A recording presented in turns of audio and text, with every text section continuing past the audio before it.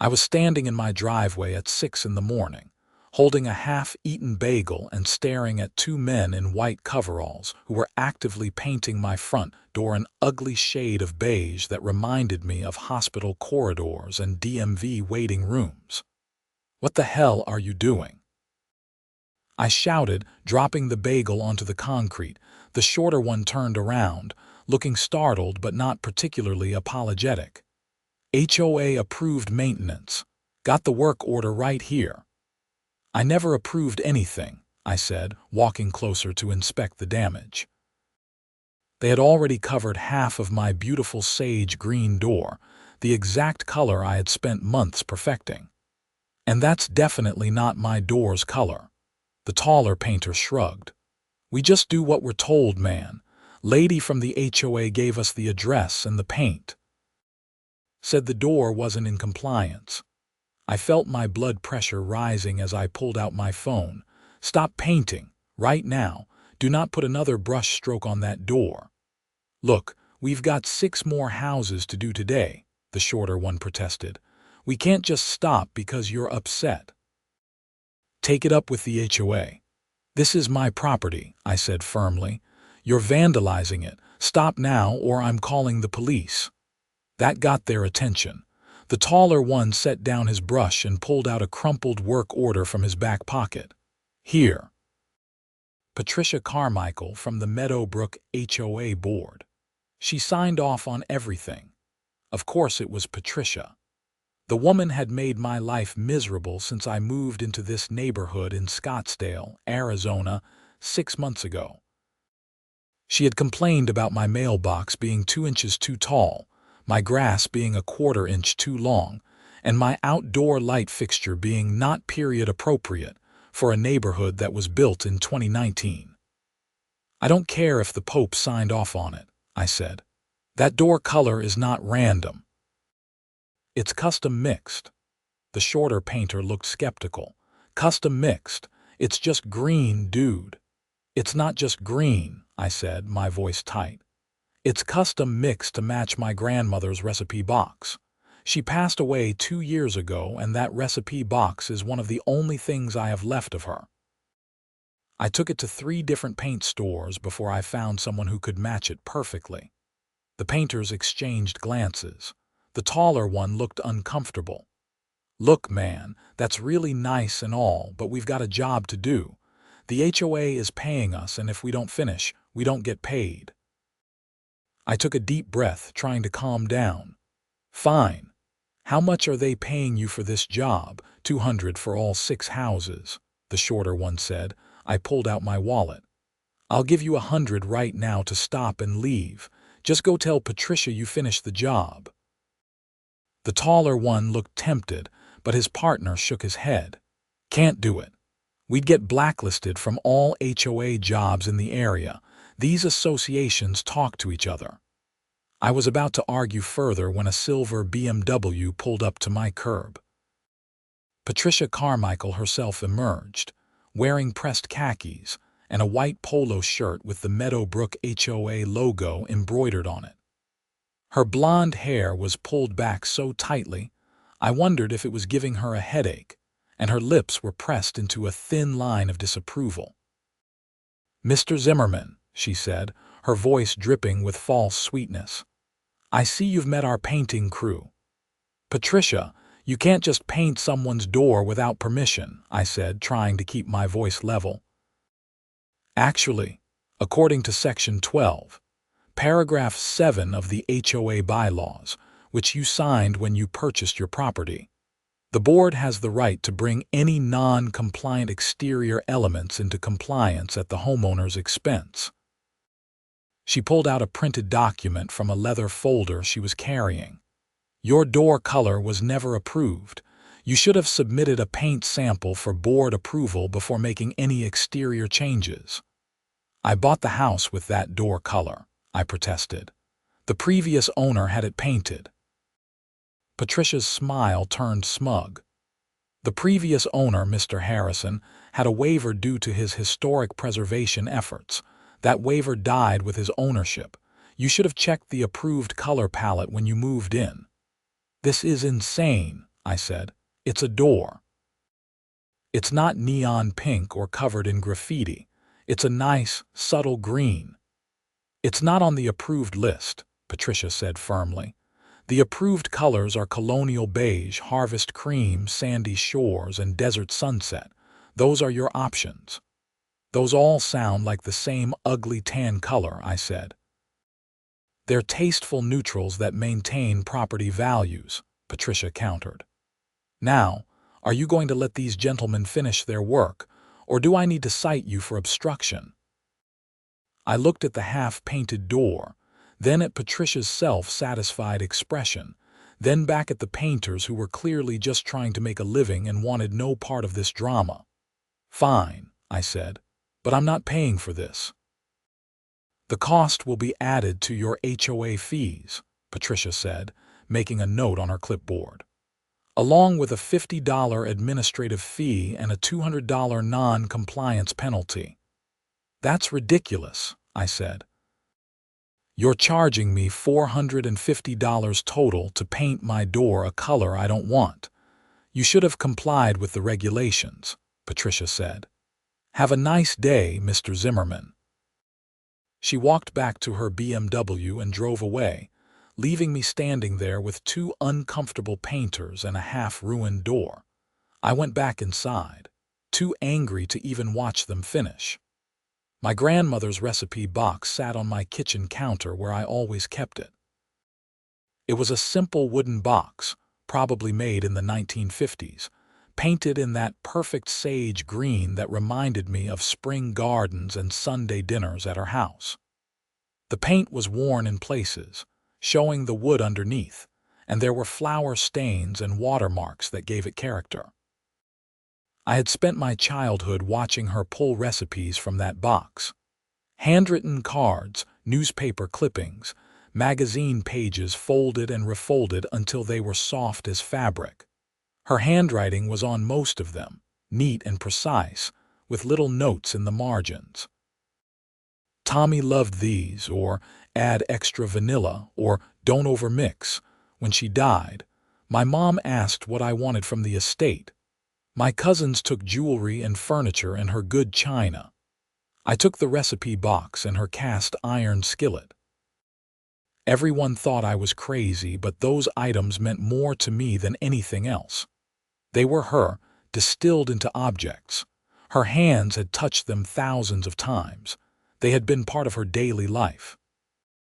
And when I bought this house, my first real home after years of renting apartments, I wanted something of hers with me. I couldn't bring myself to use the recipe box regularly, afraid of damaging it further. But I could match the color and put it on my front door.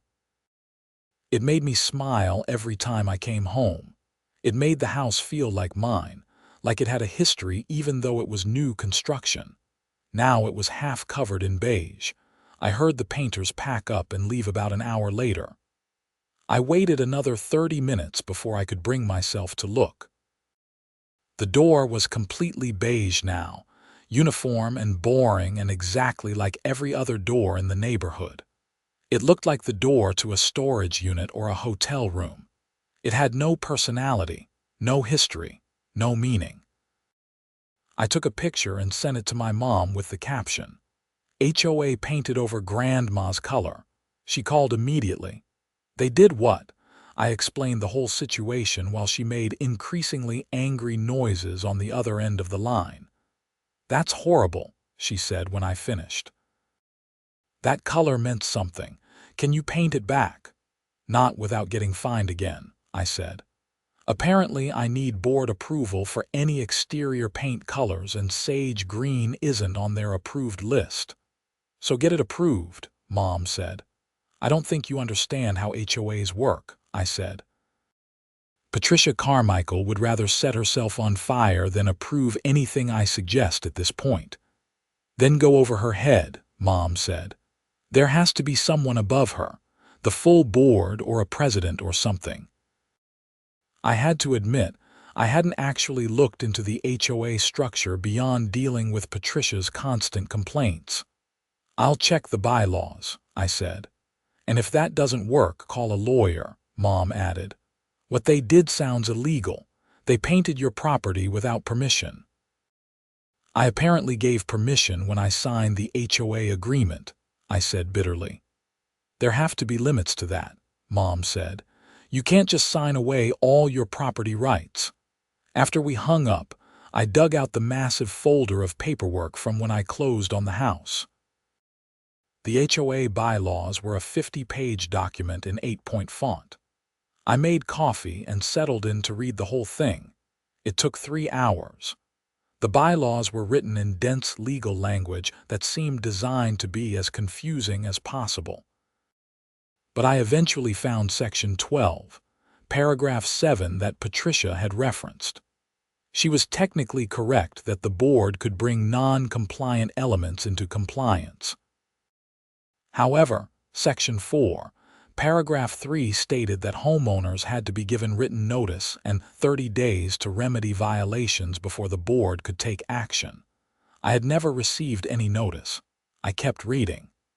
The board consisted of 5 members who served 2-year terms. Patricia was the vice president and architectural compliance chair. The president was listed as Donald Merrick. There were 3 other board members, Sandra Kowalski, James Patterson, and Margaret Wu. Section 23 outlined the dispute resolution process. Homeowners could appeal board decisions by submitting a written request for review within 30 days. The appeal would be heard at the next monthly board meeting, which, according to the schedule, was in 2 weeks. I spent the rest of the day drafting my appeal. I included photos of the door before and after, documentation of the custom paint mixing process, an explanation of the sentimental value, and a copy of the bylaws highlighting the section about required notice. I also included a property value analysis showing that tasteful, non-standard colors in sage green and similar earth tones actually increased curb appeal and home values compared to builder beige everything. I submitted the appeal through the HOA's online portal that evening. The website said I should receive a confirmation within 48 hours.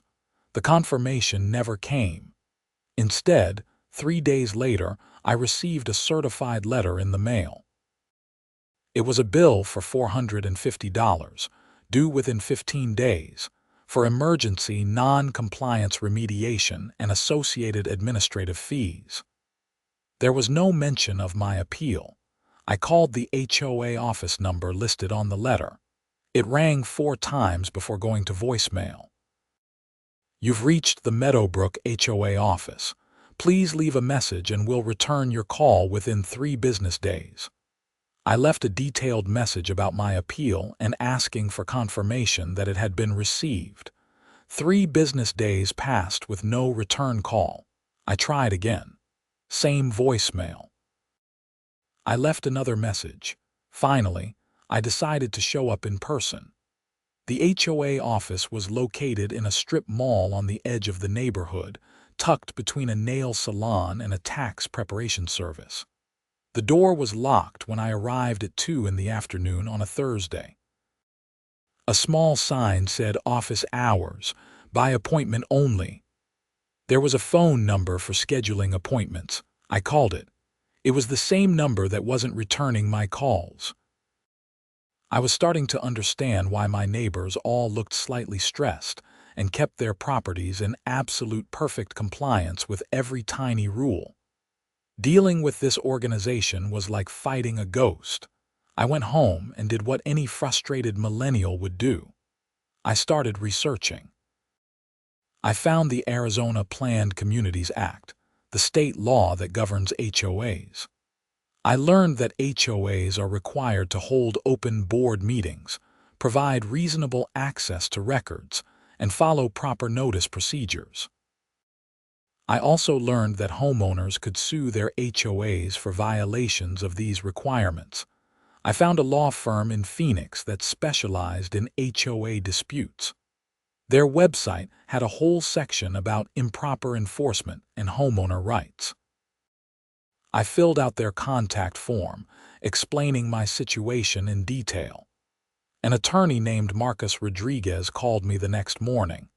"Mr. Zimmerman, I've reviewed the information you submitted. You potentially have several claims here. The lack of notice before taking action, the failure to respond to your appeal, and the denial of access to the dispute resolution process could all be violations of Arizona law." "What would it take to fight this?" I asked. "First, we'd send them a formal demand letter outlining the violations and requesting that they reverse their actions and refund any fees. If they don't respond or refuse, we can file suit.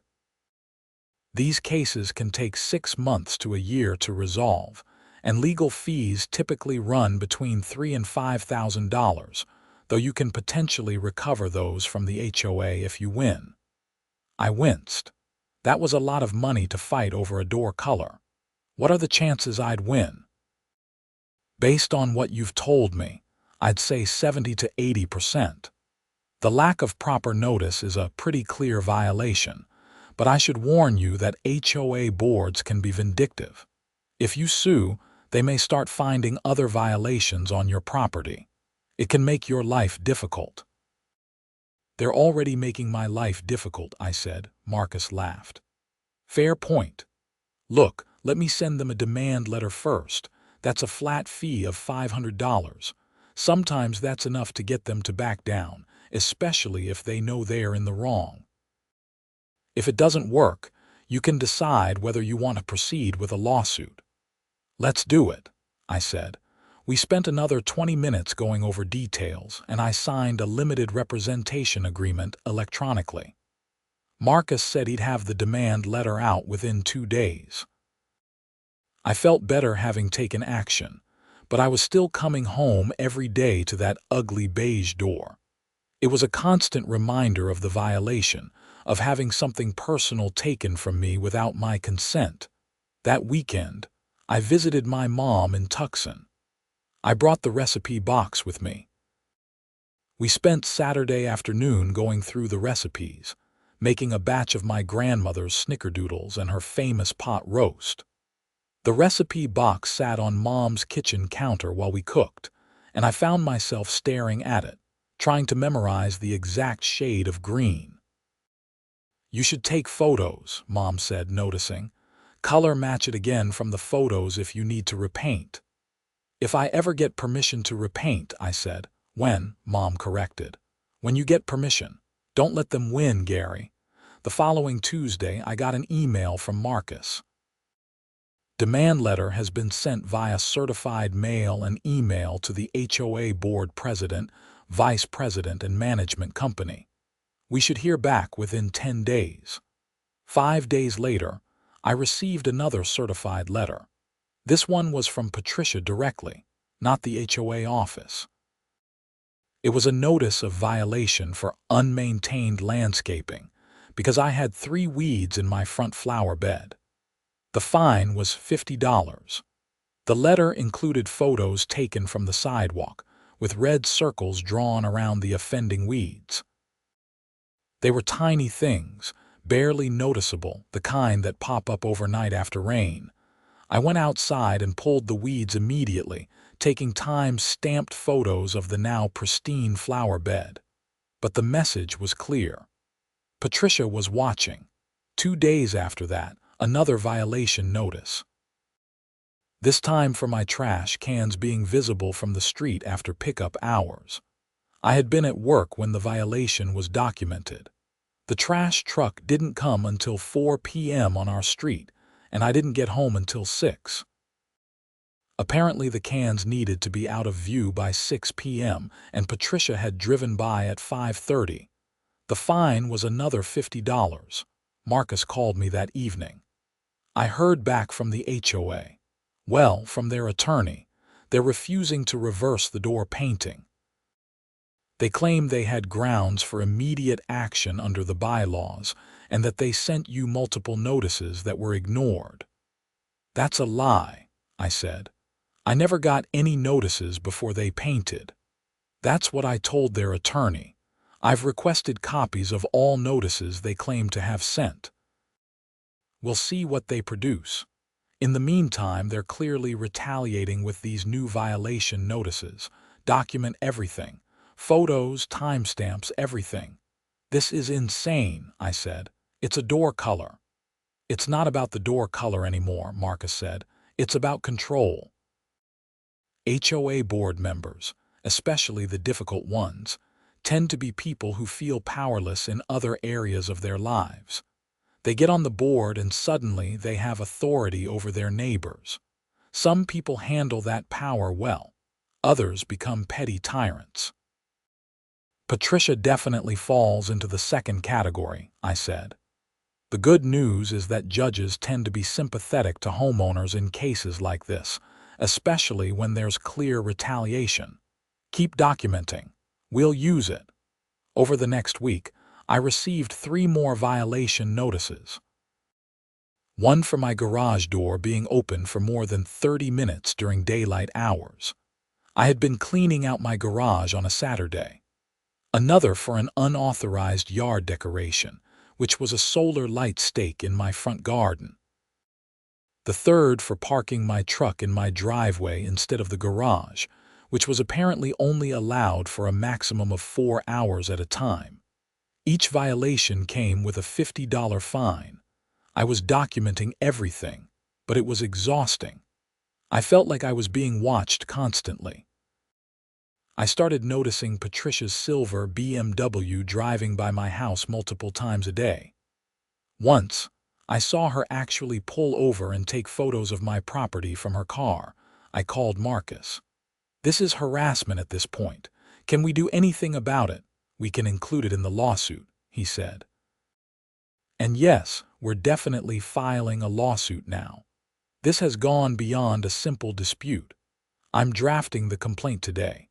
We'll be suing for violation of proper notice requirements, denial of due process, selective enforcement, harassment, and emotional distress. We're also asking the court to order them to repaint your door to the original color and to refund all fines. How much is this going to cost me? I asked. I'm willing to work on partial contingency for this one, Marcus said. The case is strong enough that I'm confident we'll win and recover attorney fees.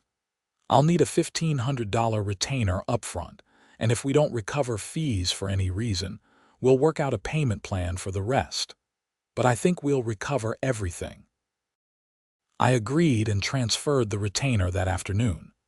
2 days later, Marcus filed the lawsuit in Maricopa County Superior Court. The HOA, Patricia Carmichael individually, and the 3 other board members were all named as defendants. The reaction was swift and dramatic. I received a phone call from Donald Merrick, the HOA board president, the next morning.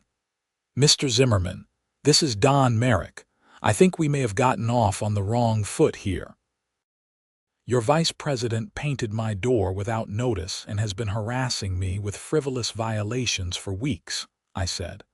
I'd say that's more than a wrong foot. I've been reviewing the file, Don said carefully. I wasn't aware of some of the issues you've raised. I'd like to invite you to our board meeting next week to discuss this situation before it gets out of hand. It's already out of hand, I said. I've filed a lawsuit. I saw that, Don said, but litigation is expensive and time-consuming for everyone. I think we can resolve this more amicably. Please, just come to the meeting. Hear us out. I agreed, mostly because I was curious to see the full board in action. Marcus advised me to attend but to be careful about what I agreed to.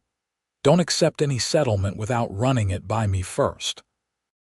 And record the meeting if Arizona is a one-party consent state. I checked. It was. The board meeting was held in the clubhouse near the neighborhood pool. I arrived 15 minutes early with my phone recording in my shirt pocket. The meeting room was set up with a long table at the front for the board members and rows of chairs facing them. About a dozen other homeowners were scattered throughout the seats, looking like they were there for other business. The board members filed in at 7 p.m. sharp. Don Merrick was a balding man in his 60s wearing business casual attire. Sandra Kowalski was a stern-looking woman with gray hair and glasses. James Patterson was younger, maybe early 40s, wearing a golf shirt. Margaret Wu looked kind with a gentle smile. And then there was Patricia, who glared at me the moment she walked in. Don called the meeting to order and worked through standard business. Approval of last month's minutes, financial report, discussion of landscaping contract renewals. It was all very bureaucratic and boring. Finally, after 30 minutes, Don said, "We have a special agenda item tonight. Mr. Gary Zimmerman has raised some concerns about recent enforcement actions." "Gary, would you like to address the board?" I stood up. "Thank you. As most of you know, the HOA painted my front door without providing proper notice as required by your own bylaws. When I attempted to appeal this action through the proper channels, my appeal was ignored. Since then, I've received multiple violation notices that appear to be retaliatory in nature.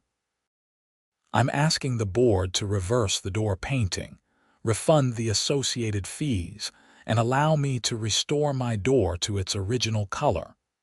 Patricia didn't wait for Don to recognize her. The door color was never approved. Mr. Zimmerman knew, or should have known, he needed board approval for any exterior paint colors. The board has the right to enforce compliance. After providing proper notice, I countered. Section 4, paragraph 3 requires written notice and 30 days to cure. I never received any notice before you sent painters to my house. Patricia pulled out a folder. I have copies of 3 notices sent to Mr. Zimmerman. The first was sent 6 weeks ago, the second 4 weeks ago, and a final notice was sent 2 weeks before remediation. "I never received any of those notices," I said. "They were sent to the property address on file," Patricia said smugly. "Can you provide proof of mailing?" Marcus had coached me to ask this. Patricia hesitated. "They were sent via standard mail."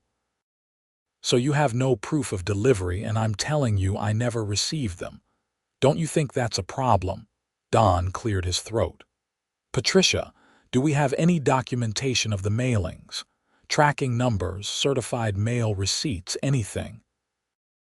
"The bylaws don't require certified mail," Patricia said defensively. "But without some kind of proof, we can't verify that notice was provided," Margaret Wu said quietly. She was the first board member besides Don who seemed willing to question Patricia.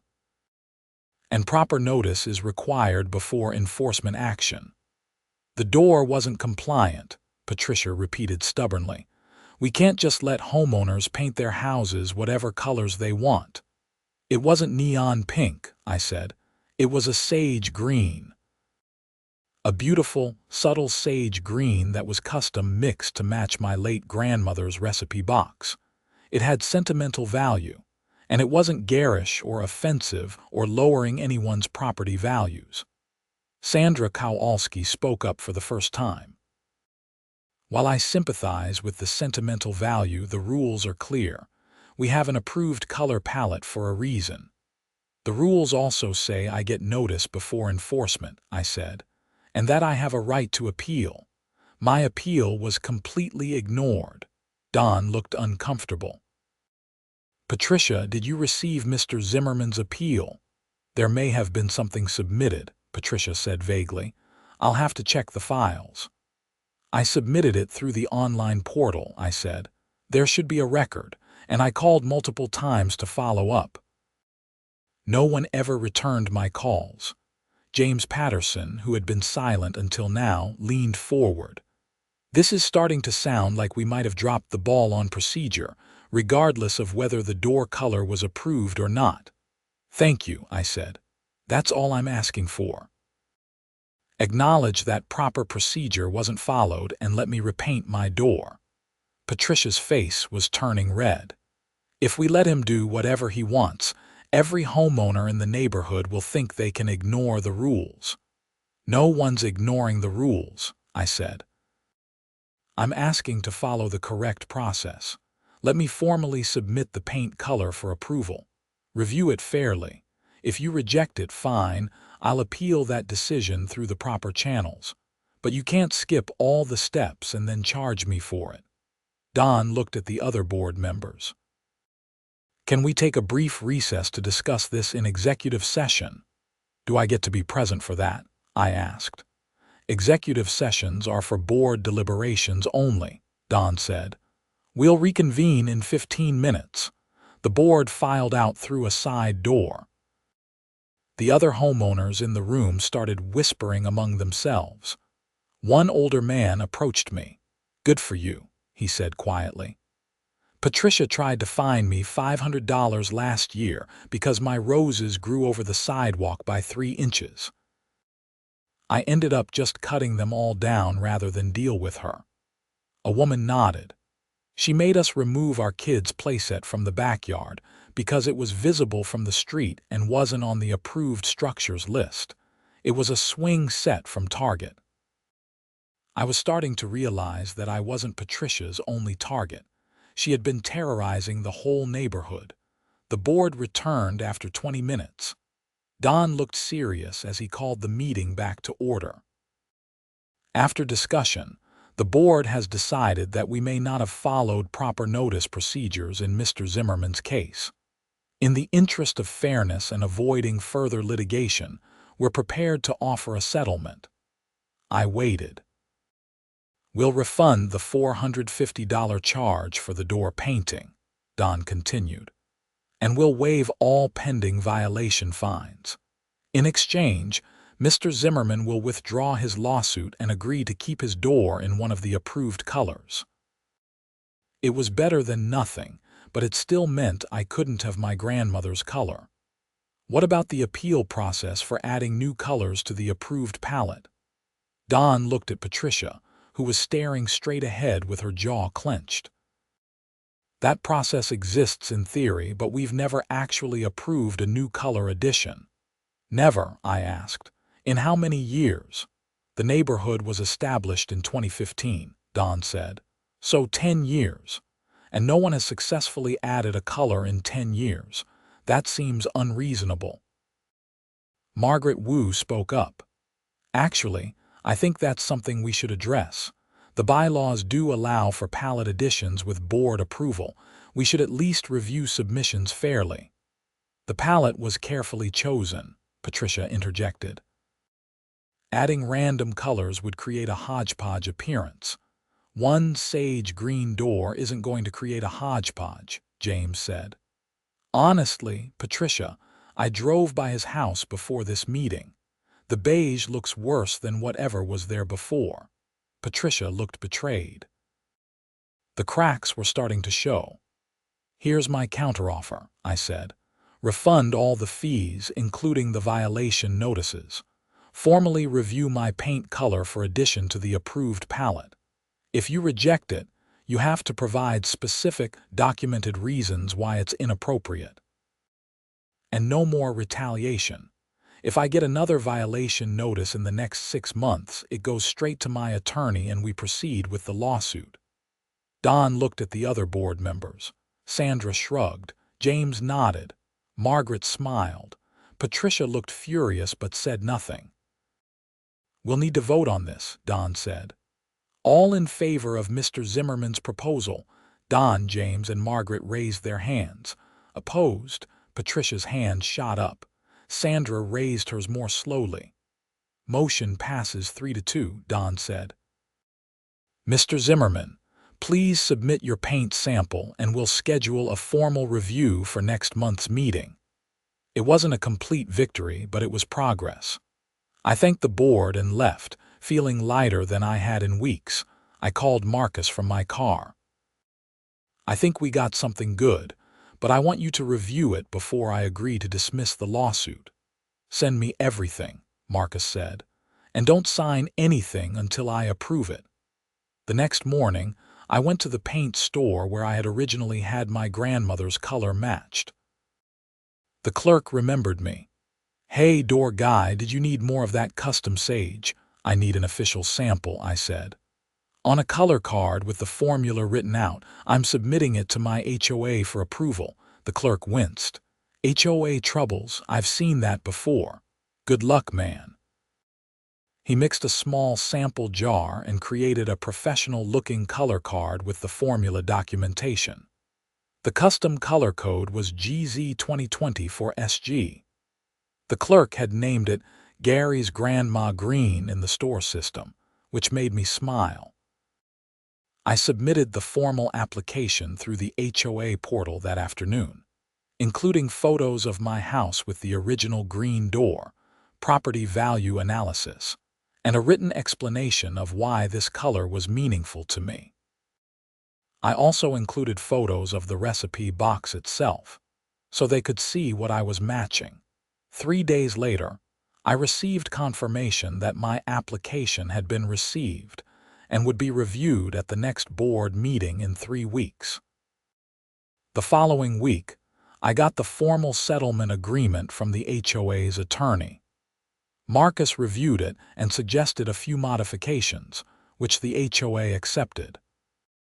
The agreement included full refunds of all fees, a commitment to review my paint color fairly, and a clause that any future violation notices in the next 6 months would have to be approved by a majority vote of the board, rather than unilaterally by Patricia. I signed it and filed the dismissal of my lawsuit. The refund check arrived within a week. I deposited it and waited for the board meeting. In the meantime, I started noticing something interesting. My neighbors were friendlier. The man with the rose bushes, whose name was Ed, invited me to a backyard barbecue. The woman with the playset story, Linda, brought over cookies and thanked me for standing up to Patricia. Other neighbors I'd barely spoken to before stopped me on walks to say they hoped my paint color got approved. "You're kind of a neighborhood hero," Linda said. "Nobody has ever successfully fought back against Patricia before. The fight's not over yet," I warned. "She still has to approve the color." "She'll approve it," Linda said confidently. "Don and Margaret seem reasonable, and I think you got through to James at that meeting. Patricia can throw fits all she wants, but she's outvoted." I hoped Linda was right. The night before the board meeting, my mom called. "Do you want me to drive up tomorrow for moral support?" "It's a 2-hour drive," I said. "So, this is important. It's about Grandma." I felt my throat tighten. "Yeah, okay, that would actually be really nice." Mom arrived at noon the next day. I showed her the beige door and she made a disgusted sound. "That's awful. It looks like a sad office building." We killed time until the meeting by making some of Grandma's recipes. Chocolate chip cookies with her secret ingredient, a tiny bit of instant coffee in the dough, chicken, and dumplings. Mom brought the cast iron skillet I'd inherited, which she'd been keeping at her house because my apartment hadn't been big enough for it. "You should have this here now," she said. "You've got the room and you'll use it more." The skillet sat on my stove, seasoned and ready. Between that and the recipe box on my counter, I felt like I had a little bit of Grandma's kitchen in my own home. Now I just needed her door color back. We arrived at the meeting at 6:45. The room was more crowded than last time. Apparently word had spread about my case. Ed was there, and Linda and at least a dozen other neighbors I recognized. The board filed in at 7. Patricia looked annoyed by the crowd size. Don looked nervous. They worked through standard business again. This time I knew to be patient. My item was listed on the posted agenda as Review of Paint Color Edition Application. Gary Zimmerman. Finally, after 40 minutes, Don said, "Next item is the paint color review." Mr. Zimmerman submitted an application to add a custom sage green color to our approved palette. "Patricia, you're the architectural compliance chair. You have a recommendation." Patricia stood up. She had clearly prepared a whole presentation. She had poster boards with photos and charts. "I've reviewed Mr. Zimmerman's application thoroughly," she began. "While I understand his personal attachment to this color, I cannot recommend approval. The proposed sage green is not consistent with the desert aesthetic we've carefully cultivated in this neighborhood. Our approved colors are warm neutrals that complement the Arizona landscape. This green is too cool-toned and would stand out inappropriately." She flipped to a poster board showing different houses with various door colors. "As you can see, green doors are typically associated with traditional East Coast-style homes. Our neighborhood has a modern Southwestern aesthetic. Introducing this color would set a precedent for other non-complementary colors." It was actually an impressive presentation. Patricia had done her homework, but she was wrong about one thing. I raised my hand. "Can I respond?" Don nodded. I stood up and Mom handed me my laptop. "I appreciate the detailed review, but I disagree with several points. First, sage green is absolutely appropriate for Arizona. It's the color of desert sage, which is native to this area. If anything, it's more regionally appropriate than beige, which has no particular connection to the desert landscape." I opened my laptop and connected it to the projector I'd brought. I'd made my own presentation. "Second, here are examples of southwestern and modern desert homes with sage green and similar earthy green accents. As you can see, it's actually a common color in high-end desert architecture."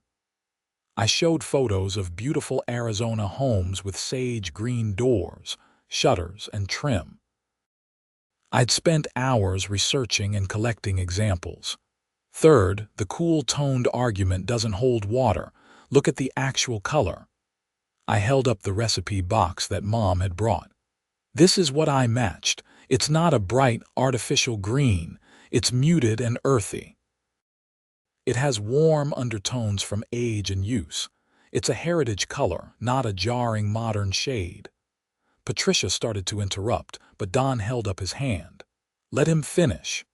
"Finally, regarding precedent, I'm not asking you to approve neon colors or wild patterns. I'm asking for one additional earth tone color that happens to have deep personal meaning. You can establish criteria for future color additions. Require that they be muted, complementary to the desert landscape, whatever standards you want. But don't reject this one just because it's different from what you've always done." I sat down. Mom squeezed my hand. Don looked at the other board members. "Discussion." Margaret spoke first. "I actually think Gary makes a compelling case. I've driven by his house several times over the past few weeks, and honestly, the beige door looks worse than I remember the green looking. And the connection to his grandmother is touching. I'm inclined to approve this." James nodded. "I agree. We're talking about one door in a neighborhood of 200 homes. It's not going to ruin property values. And frankly, a little variety might be nice. My wife has been complaining that all the houses look the same." Sandra looked uncertain. "I do worry about precedent. If we approve this, won't we have to approve other custom colors?" "Not necessarily," I said. "You can establish this as a one-time approval based on unique circumstances, or you can use it as a test case and see if it causes any problems. If property values drop or neighbors complain, you can revisit the policy. I can tell you right now, none of the neighbors are going to complain," Linda called out from the audience. Several other people voiced agreement. Patricia looked like she was about to explode. "This is highly irregular. We don't make policy decisions based on audience reactions." "No, but we do serve the community," Don said carefully. "And it seems like the community supports this. I'm also inclined to approve." Patricia's voice got shrill. "You're all making a huge mistake. Once we start allowing custom colors, where does it end? Purple. Orange, polka dots. That's a slippery slope fallacy, James said. We can approve this specific color without approving every possible color. I move to approve the addition of color code GZ2024SG to the approved palette, Margaret said formally. Second, James said. Don looked at Patricia. Any further discussion before we vote? Patricia was silent, her lips pressed into a thin line. All in favor. Don, Margaret, and James raised their hands. Opposed, Patricia and Sandra raised theirs. Motion passes 3-2, Don announced. Mr. Zimmerman, your color is approved. You can repaint your door at your convenience. The neighbors in the audience actually clapped. I felt my eyes getting hot and blinked hard. Mom hugged me. Patricia gathered her poster boards with jerky, angry movements and walked out of the meeting without another word. Sandra looked uncomfortable but stayed. After the meeting ended, several neighbors came up to congratulate me and ask about submitting their own color requests. Don pulled me aside. I apologize for how this situation was handled initially, he said. Patricia can be overzealous about enforcement. I'm going to recommend some policy changes to the board about requiring multiple board member approval before enforcement actions. I appreciate that, I said. I don't want to cause problems. I just wanted my door back. You didn't cause problems, Don said. You identified problems that already existed. That's different. Mom and I celebrated with ice cream on the way home. Grandma would be so proud, she said. Not just about the door, but about you standing up for what mattered. It's just a door color, I said. It's never just a door color, Mom said. It's about respecting people's choices and their connections to what matters to them. You taught that HOA board an important lesson tonight. The next morning, I called the painting company and scheduled them to repaint my door. Different painters came this time, not the ones who'd done the original beige job. I told them the whole story while they worked. Man, HOAs are the worst, one of them said. But that's a cool color, and the grandma story is really sweet. It took them 2 hours to strip the beige and apply 2 coats of my custom sage green. When they finished, I stood in my driveway and just looked at it. It was perfect. It was like getting a piece of her back. I took a photo and sent it to Mom. It's home again. She sent back a heart emoji and a photo of the recipe box sitting on her own counter. Making her pot roast tonight in your honor. I thought that would be the end of it. The door was restored, the neighborhood was happy, and even the board seemed to have learned something. But 2 weeks later, I got a call from Don. Gary, I need to talk to you about Patricia. What did she do now? I asked warily. She resigned from the board. Submitted a 2-line resignation email last night. No explanation. Oh, I said. I felt strangely guilty, even though I knew I hadn't done anything wrong. Yeah, but here's the thing. After she resigned, Margaret was going through some files to transition Patricia's duties, and she found something concerning. What kind of something? Can you come to my house? I don't want to discuss this over the phone. Don lived 3 streets over in a house with, ironically, a beige front door. He invited me in and led me to his home office, where several file boxes were stacked on the floor. These are HOA records that Patricia kept at her house instead of in the office, Don explained. When Margaret asked for them, Patricia just dropped them off without a word. We've been going through them and we found a lot of irregularities. He pulled out a folder. Remember those notices Patricia claimed to have sent you? We found copies in her files. They're dated, but there's no evidence they were ever actually mailed. No mail receipts, no stamps, nothing. So she lied about sending them, I said. It looks that way, and it's not just you. Don pulled out more folders. We're finding a pattern going back at least 2 years. Violation notices that were allegedly sent but never actually mailed. Fines that were imposed without proper notice. And worse. He showed me a spreadsheet. Patricia was keeping track of violation fines in her own system, separate from the official HOA accounting. Some of these fines were never reported to the management company or recorded in the official books. Where was the money going? I asked. That's what we're trying to figure out. It looks like some homeowners paid fines directly to Patricia instead of through the management company. She told them it was easier, that she'd record it properly. But the money never made it into the HOA accounts. I felt sick. How much are we talking about? So far, we've identified about $12,000 in fines that were collected but never deposited. Could be more. We're still going through the records. That's embezzlement, I said. Yeah, Don said grimly. Margaret is meeting with the management company tomorrow, and I've got a call scheduled with our attorney. We may need to report this to the police. I'm sorry, I said. I didn't mean to uncover all this. I just wanted my door back. Don shook his head. Don't apologize. If you hadn't fought back, we might never have found this. Patricia's been operating with basically no oversight for years. The rest of us trusted her to handle enforcement, and she abused that trust. What happens now? I asked. We investigate fully, figure out exactly how much money is missing, and determine our legal options. If it's what it looks like, we'll have to report it to law enforcement. The HOA might be able to recover some of the money, but it's going to be a mess. I left Don's house feeling strange. I had just wanted to paint my door. Now I was somehow at the center of an embezzlement investigation. Marcus called me that evening. Don Merrick contacted me, wanted to know if you'd be willing to provide a statement about your interactions with Patricia Carmichael. Of course, I said. But I don't know much beyond my own case. Your case might be important. It shows her pattern of behavior. Fabricating notices, imposing fines without proper procedure, keeping irregular records.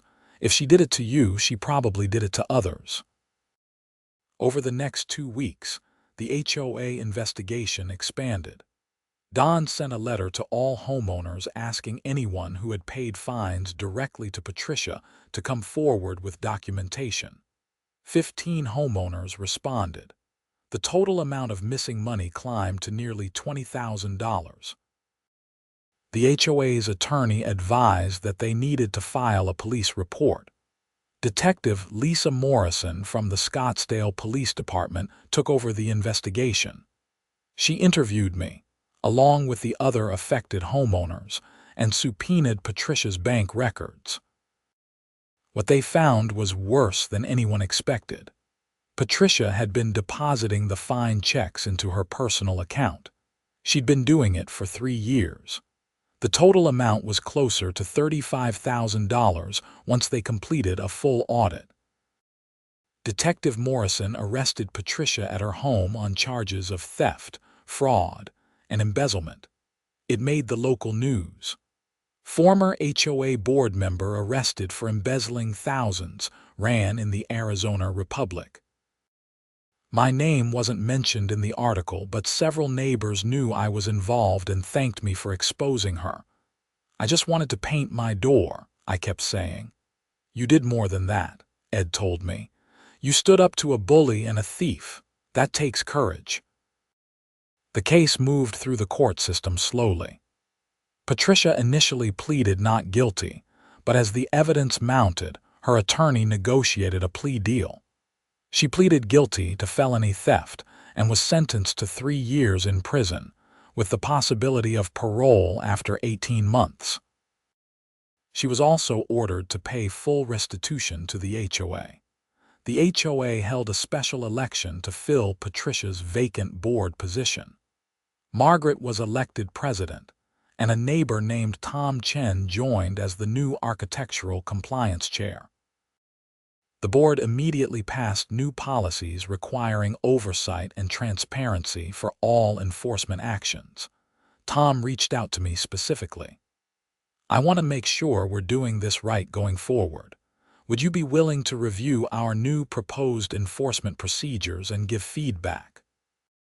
I agreed and helped them develop a system that required photographic documentation, certified mail for all notices, and board approval before any enforcement action.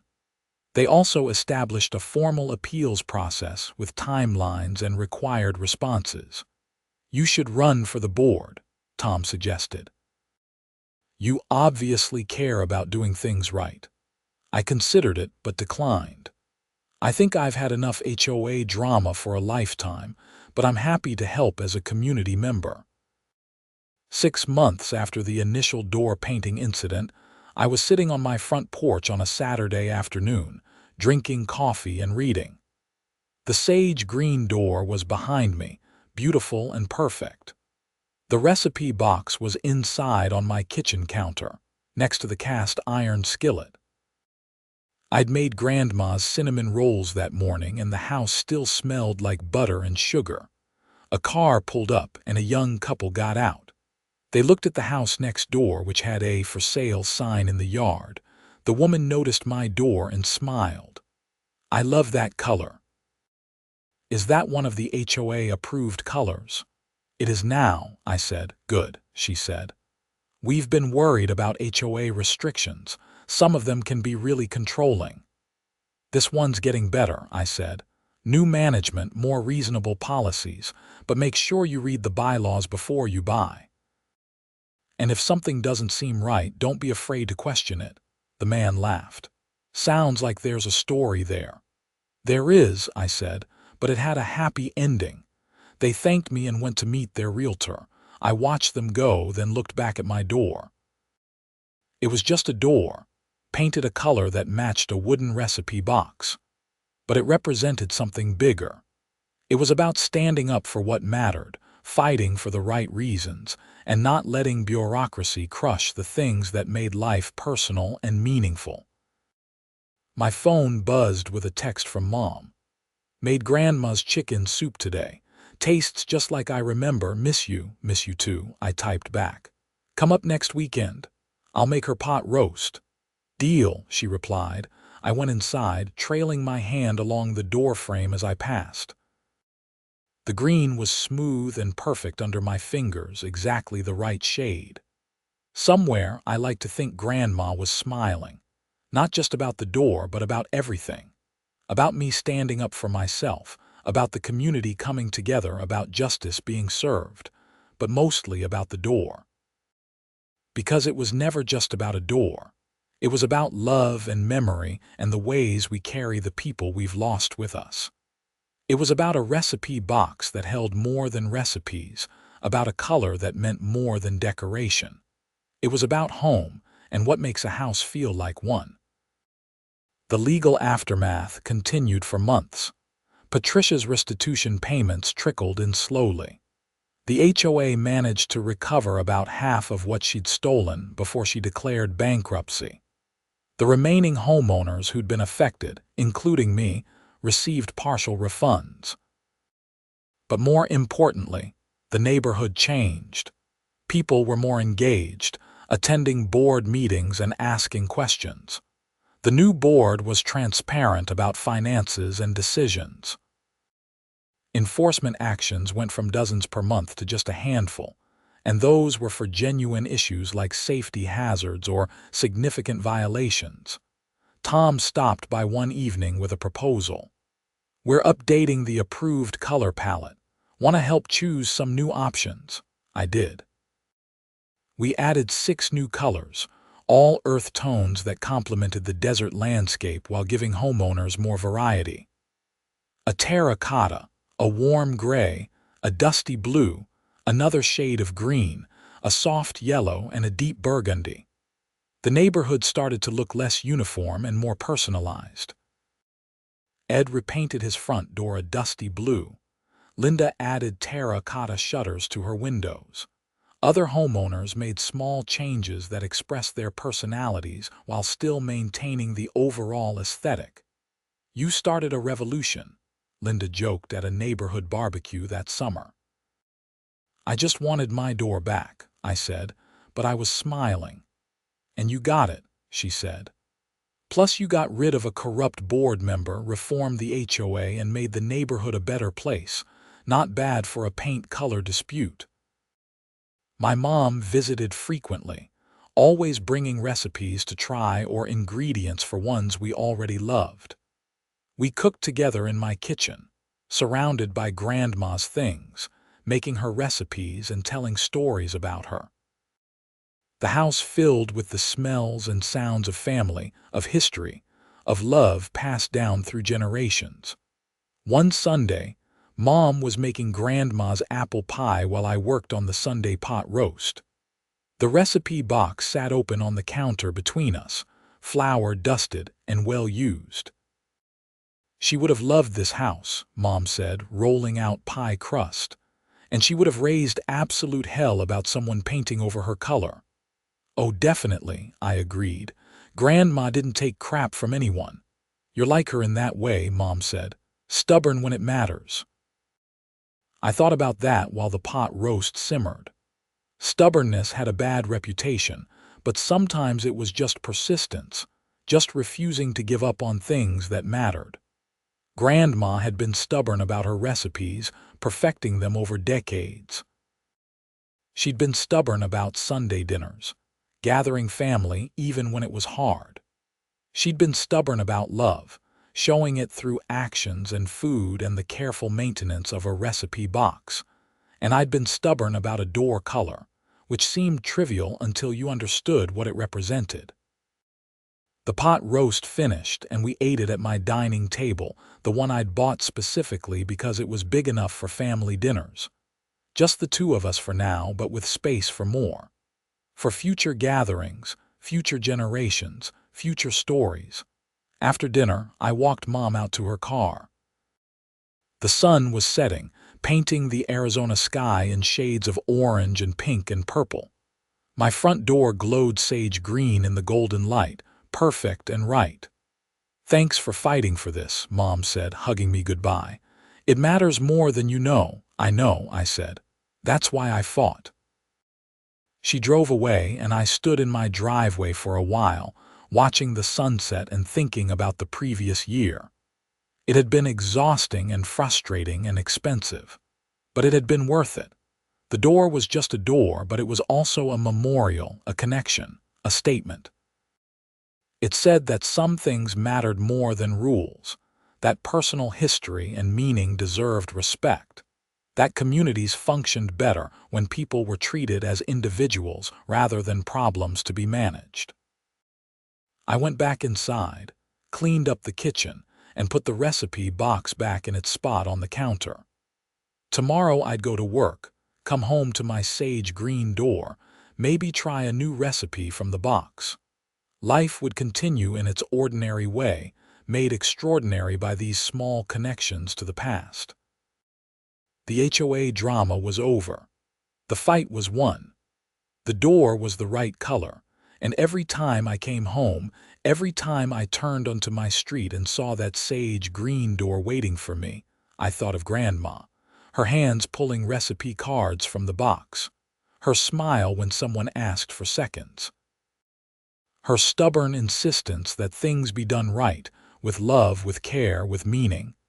That was what I'd fought for. Not just a color, but everything it represented, and I'd do it again in a heartbeat.